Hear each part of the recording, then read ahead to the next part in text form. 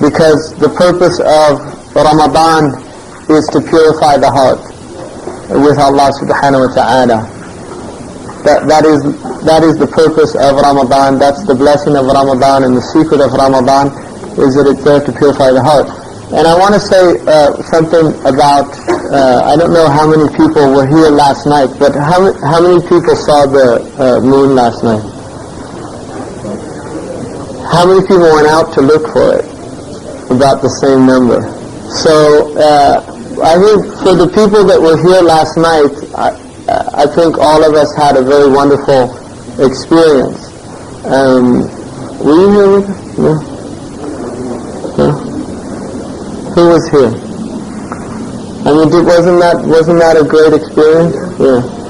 And I was thinking also, like this morning, about just yesterday and seeing the hilal, and one of the things that came to me and struck me about it, and I actually think it's a very interesting perspective, and that is that when we saw the hilal last night for the first time, what was happening is, for me, when I first saw it, I didn't know if it was there or not, and I actually thought my eyes might be playing tricks on me, because it was coming into existence and then disappearing. It was coming in and out, and I realized when we first went out there was nothing there but the light of the sun, and we had to wait, and then Venus showed up, and then after that it took some time before we could actually see the small sliver. And what I realized is Allah says, يَسْأَلُونَكَ عَنِ الْأَهِلَّةِ, they asked you about the new moons, and Allah responded to the messenger of Allah to tell them that really they're there just to tell time. But the Mufassirun say that the reason they asked about the Ahilla is they were trying to understand the mechanism. How is it that this new moon came into being? And the reason for that is that the ancients actually believed that every moon was a new moon, but it wasn't the same moon that was. It was literally a new moon, that it disappeared and then it started again. And they wanted to understand how that was happening. And what I realized is Allah didn't tell them. In other words, He didn't negate their belief. He just explained why the moon is there, which is its mawaqit, the nas, right? It's just a way of telling time. For people, wal-hajj, to tell the time of the Ramadan and Hajj. And one of the things that Qadi al-Bakr ibn al-Arabi said in his tafsir is that the secret of this ummah using a lunar calendar as opposed to a solar calendar is that the sun is used for worldly benefits, but the moon is used for other worldly benefits. So the focus of time of this ummah is about otherworldly time, not about this world. And what I realize is, if you look at it from a completely non-abstract perspective, what you're seeing when you actually witness the new moon is you are seeing what's known in philosophy as emergence.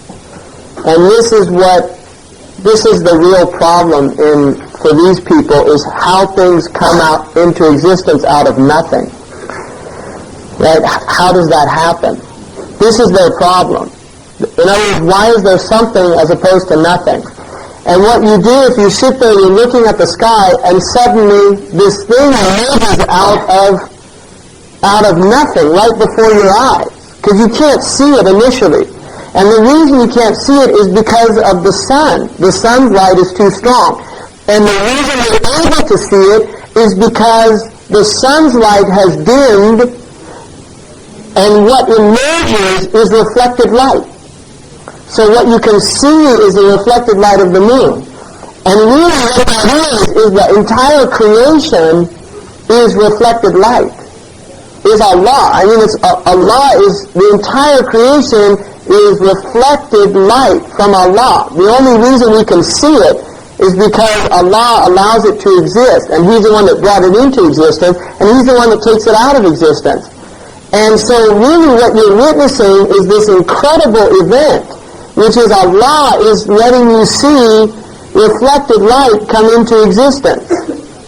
And that is the new moon. That's why it's istihlal. It's the birth. Right? It's the same way that you have this for a child to be born. It's the birth of reflected light, that is creation. Because it's all reflecting Allah. The whole thing is reflecting Allah. كيف يجحد الإله وكيف يا عجبا كيف يعصى الإله عن كيف يجحده الجاحد ولله في كل تحريكة وتسكينة أبدا شاهد وفي كل شيء آية تدل على أنه واحد. How strange that we can disobey Allah, or even stranger that people can disbelieve in Allah, when for Allah in every movement and stillness there's a clear sign, and in everything itself there's a sign. Right? So the creation are these meanings, right, set up in these images. And what we're doing is we're there to decode what these meanings are. And it's a real gift to actually see the birth of the new moon. And it's a gift. Right? And I think people felt that last night. Because one, you have, instead of ilm al-yaqeen, you have ayn al-yaqeen. And the Quran says that there's ilm al-yaqeen, ayn al-yaqeen, and haqq al-yaqeen. Ilm al-yaqeen is when you hear somebody. Imam al-Ghazali's example is when you hear somebody tell you that there's a fire in the forest, and you trust that person. That's ilm al-yaqeen. But it's not the same as seeing the fire yourself. So you go there and you see it, that's ayn al-yaqeen. And then he said if you go and actually touch it, that's haqq al-yaqeen. Right? So you actually it's an amazing thing, the new moon. And that's Imam al-Hakim radiallahu anhu relates a hadith that the Prophet ﷺ was reported to have said, خَيْرُ عِبَادِ اللَّهِ الَّذِينَ يُرَاعُونَ الْأَذِلَّةِ وَالْأَهِلَّةِ ذِكْرًا لِلَّهِ. The best of Allah's servants are those who are vigilant about new moons and shadows for the prayer times as a way of remembering Allah. Right? And I think for us last night, the natural impulse when you saw it was to remember Allah. Right?